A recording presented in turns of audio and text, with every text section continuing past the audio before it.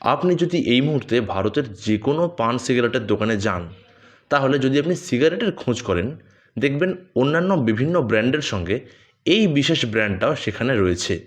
সেটা হলো গোল্ড ফ্লেক। ভারতীয়দের কাছে এই সিগারেটের ব্র্যান্ডটা অত্যন্ত কমন এবং এর বিভিন্ন ভ্যারাইটি রয়েছে, যেমন Gold Flake Superstar, Gold Flake Kings, Gold Flake Kings Light ইত্যাদি। তবে আপনারা কি এই সিগারেটের ইতিহাসটা জানেন? আশা করি জানেন না। আমার এই ভিডিও কখনোই ধূমপানকে প্রমোট করে না, তবে ইতিহাসের গল্প শুনতে কোনো বাধা নেই। তাহলে চলুন আজকে আমাদের ইতিহাসের গল্পে আমরা গোল্ড ফ্লেক সিগারেটের ইতিহাসটাকে একটু ডিটেলসে দেখি। সিগারেটের মূল উপাদান হচ্ছে তামাক বা টোব্যাকো। তাহলে এই গোল্ড ফ্লেকের ইতিহাসে ঢোকার আগে একটু সংক্ষেপে আমরা তামাকের ইতিহাসটা দেখে নিই। যতদূর জানা যায়, তামাকের প্রথম আবিষ্কার হয় আমেরিকা মহাদেশে এবং সেখানকার যে আদিম উপজাতিগুলো, তাদের মধ্যেই এর ব্যবহার প্রচলিত ছিল। এরা কী পারপাসে এটা ব্যবহার করতো জানেন? এরা মূলত মেডিসিনাল এবং আধ্যাত্মিক কারণে এটা ব্যবহার করত। পরবর্তীকালে যখন ক্রিস্টোফার কলম্বাস আমেরিকা মহাদেশ আবিষ্কার করলেন, তারপরে ইউরোপের বিভিন্ন কলোনিয়াল পাওয়ারগুলো সেখানে বসবাস আরম্ভ করলো এবং এই নেটিভ আমেরিকানদের কাছ থেকেই এরা তামাকের ব্যবহারটা শিখতে পারে। এর পরবর্তীকালে স্প্যানিশ এবং পর্তুগিজরা ইউরোপে এই তামাককে নিয়ে আসে। এখানে একটা কথা বলি, সেটা হলো তামাকের মূলত দুটো মেজর ক্যাটাগরি রয়েছে, দুটো মেজর স্পিসিস। প্রথমটা হচ্ছে নিকোটিয়ানা রাস্টিকা। এটাকে বলা হতো বিটার টোবাকো, কারণ এটা অত্যন্ত কড়া এবং তিতো টাইপের। দ্বিতীয়টা হচ্ছে নিকোটিয়ানা টোবাকাম বা সুইটার টোবাকো। এর কারণ হচ্ছে প্রথমটার তুলনায় এর স্বাদ একটু কম কড়া। এবং এখনকার দিনে যে সিগারেট আমরা স্মোক করি, সেখানে কিন্তু এই নিকোটিয়ানা টোবাকাম বা সুইটার টোবাকোকে ইউজ করা হয়। একটা মজার ফ্যাক্ট বলি আপনাকে। আপনারা অনেকেই জানেন যে এই যে টোব্যাকোর মধ্যে যে কেমিক্যালটা পাওয়া যায়, সেটা হচ্ছে নিকোটিন। কিন্তু কখনো ভেবে দেখেছেন এর নাম নিকোটিন হলো কেন? অন্য কিছুও তো হতে পারতো।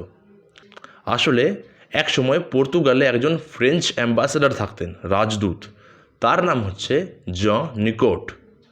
এই নিকোট সাহেব কী করেছিলেন, ইনি ইউরোপের যে এলিট ক্লাস বা এলিট সোসাইটি, সেইখানে এই তামাককে পপুলারাইজ করেছিলেন। তখন সিগারেট ছিল না, তখন মূলত পাইপের মধ্যে এটাকে ইউজ করে স্মোক করা হতো, যেমনটা করতেন শার্লক হোমস। যেহেতু এই জন নিকোট এই তামাককে পপুলারাইজ করেছিলেন, এই জন্য পরবর্তীকালে টোব্যাকোর যে অ্যাক্টিভ কেমিক্যাল কনস্টিটিউয়েন্ট অর্থাৎ নিকোটিন, সেইটাকে এনার নাম অনুসারে নাম দেওয়া হয়েছে। শুধু তাই নয়, এই যে তামাকের যে প্রজাতি, এর যে নাম নিকোটিয়ানা, এইটাও কিন্তু এই জন নিকোটের নাম থেকেই এসছে। এরপরে ব্রিটিশরাও আমেরিকা মহাদেশে গিয়ে বসবাস আরম্ভ করে এবং এরা মূলত এসেছিল আমেরিকার পূর্ব উপকূলে। যে জায়গাতে ওরা প্রথমে এসে উপস্থিত হয়, সেই জায়গার নামটা ওরা ওদের রানী এলিজাবেথ দ্য ফার্স্ট, ওনার নাম অনুসারে রেখে দেয় ভার্জিনিয়া। পরবর্তীকালে এইখানেও তামাকের চাষ হয় এবং কোন প্রজাতি চাষ করা হতো? নিকোটিয়ানা টোবাকাম। এই তামাকের কোয়ালিটি এতটাই ভালো ছিল যে এর পপুলারিটি মারাত্মক বেড়ে যায় এবং এই আমেরিকা থেকে আমদানি করা যে তামাক, ওর নামই হয়ে যায় ভার্জিনিয়া টোবাকো। দেখা গেল তামাক অত্যন্ত লাভজনক ব্যবসা, কারণ এর চাহিদা মারাত্মক এবং দিনকে দিন বেড়েই চলেছে। সুতরাং আমাকে নতুন জায়গা নিতে হবে এবং বেশি করে লোক এমপ্লয় করতে হবে, যাতে করে অধিক ফলন পাওয়া যায়। এবং এইখান থেকে শুরু হয় একটা জঘন্য ব্যবসা, সেটা হলো কৃতদাস প্রথা। আফ্রিকান কলোনিগুলো থেকে এইখানে মানুষজনকে বন্দি করে আনা হতো এবং ন্যূনতম মজুরিতে এবং ন্যূনতম সুযোগ সুবিধায় এইখানে পরিশ্রম করানো হতো। এমনও কিছু রেকর্ড আমি দেখেছি যেখানে এই কৃতদাসদেরকে বংশ পরম্পরায় দাসত্ব করার জন্য কন্ট্রাক্ট করিয়ে নেওয়া হতো। সুতরাং যে সিগারেটটা আপনি স্মোক করছেন, এর ইতিহাসে এই রকমই একটা রক্তাক্ত অধ্যায় লেগে রয়েছে। যাই হোক, আমরা গল্পে ফিরে আসি। এই আমেরিকা থেকে ইম্পোর্ট করা হচ্ছে ইংল্যান্ডে এবং ইংল্যান্ডের যে সমস্ত বন্দর শহরগুলো অর্থাৎ গ্লাসগো, ব্রিস্টল, এইগুলো তামাকের একটা হাবে পরিণত হচ্ছে এবং পরবর্তীকালে এই জায়গাগুলোতে তামাকের দোকান তৈরি হচ্ছে।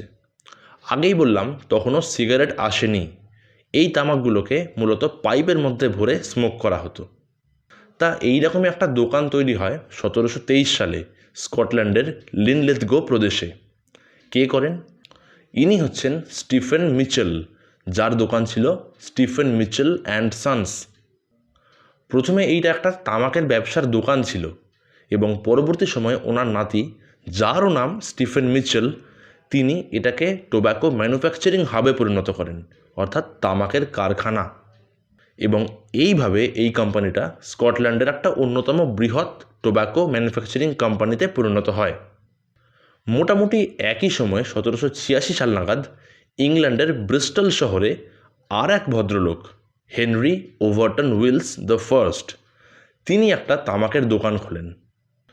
পরবর্তীকালে ওনার দুই ছেলে অর্থাৎ উইলিয়াম ডে উইলস এবং Henry Overton Wills the second, এই দুই ভাই মিলে পার্টনারশিপে এটাকে একটা তামাকের রিটেল শপ থেকে উত্তীর্ণ করে একটা টোব্যাকো ম্যানুফ্যাকচারিং কোম্পানিতে পরিণত করেন। এবং ওনাদের দুজনের নাম অনুসারে এই কোম্পানির নাম হয় WD&HO উইলস। আজকে যদি আপনি একটা গোল্ড ফ্লেক সিগারেট কেনেন তাহলে দেখবেন এর গায়ে ছোট ছোট করে লেখা রয়েছে এই কোম্পানির নাম। অর্থাৎ আপনারা বুঝতে পারছেন যে এই গোল্ড ফ্লেক ব্র্যান্ডটা আসলে WD&HO উইলস এই কোম্পানির একটা প্রোডাক্ট। এইবারে আমরা আস্তে আস্তে এর ইতিহাসে ঢুকব। এখনও পর্যন্ত যেটুকু আমরা গল্প করলাম তাতে বুঝতে পারছেন যে ইংল্যান্ডে যখন ইন্ডাস্ট্রিয়াল রেভলিউশন চলছে তখন মূলত এই স্টিফেন মিচেল অ্যান্ড সন্স বা WD&HO উইলস এরকম বিভিন্ন টোব্যাকো কোম্পানি তৈরি হয়ে গেছে এবং এরা পরস্পরের ব্যবসায়িক কম্পিটিটর। যদি আপনারা বাই চান্স একটা গোল্ড ফ্লেকের প্যাকেট দেখেন, দেখবেন ওতে লেখা রয়েছে it is a ITC product. এই ITC কি? তাহলে বলি শুনুন। ইংল্যান্ডে এই সমস্ত কোম্পানিগুলো পরস্পর রাইভাল ছিল, এরা মার্কেটে প্রতিযোগিতা করত।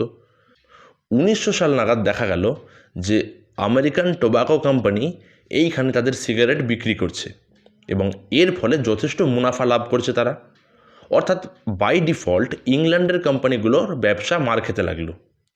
তখন তারা কি করে, 1901 সাল নাগাদ একটা এগ্রিমেন্ট করে এবং এইখানকার 13টা বড় বড় কোম্পানি যারা টোব্যাকো তৈরি করত এরা একত্রিত হয় এবং একটা সিঙ্গেল কোম্পানি তৈরি করে যার নাম ইম্পিরিয়াল টোব্যাকো কোম্পানি, সংক্ষেপে ITC।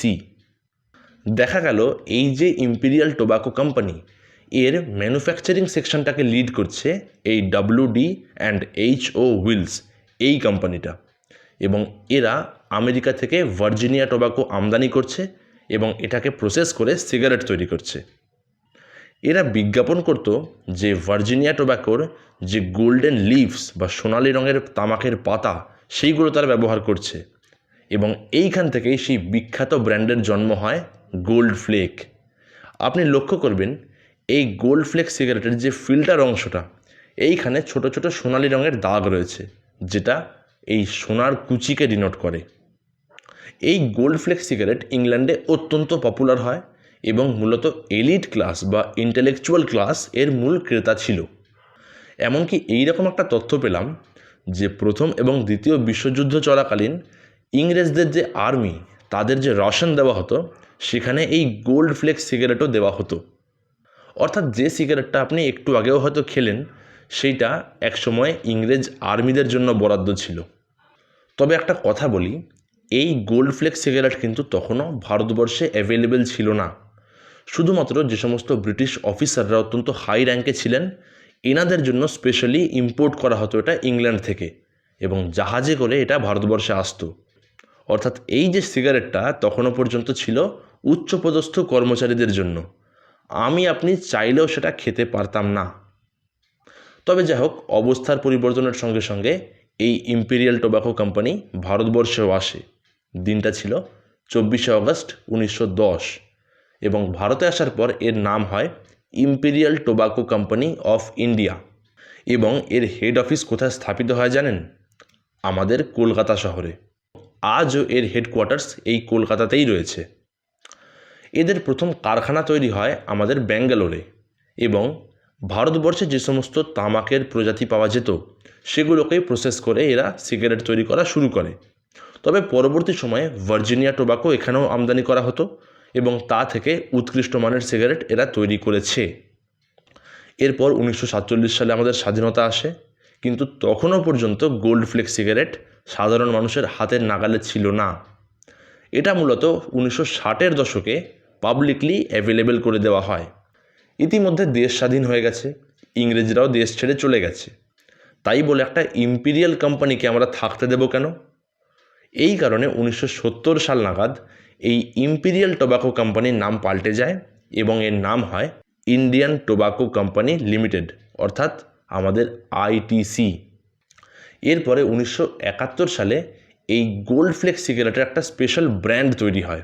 এটা হচ্ছে গোল্ড ফ্লেক কিংস, যেটা আজও অনেক মানুষের অত্যন্ত পছন্দের সিগারেট। অর্থাৎ বুঝতেই পারছেন যে ব্রিটিশ যুগের লেগাসি বহন করছে এই গোল্ড ফ্লেক সিগারেট এবং এর মধ্যে কিন্তু কোথাও না কোথাও লুকিয়ে রয়েছে কৃতদাস প্রথার একটা রক্তাক্ত ছাপ। এই ছিল আমাদের আজকের ইতিহাসের গল্প, গোল্ড ফ্লেক সিগারেটের ইতিহাস। আশা করি গল্পটা আপনাদের ভালো লেগেছে। যদি ভালো লাগে তাহলে ভিডিওটাকে একটা লাইক করবেন এবং এরকমই ইতিহাসের অজানা গল্প শোনার জন্য আমাদের চ্যানেলটি সাবস্ক্রাইব করতে পারেন। গল্পগুলি ভালো লাগলে ইতিহাসপ্রেমী মানুষের সঙ্গে শেয়ার করতে কিন্তু অনুরোধ করলাম।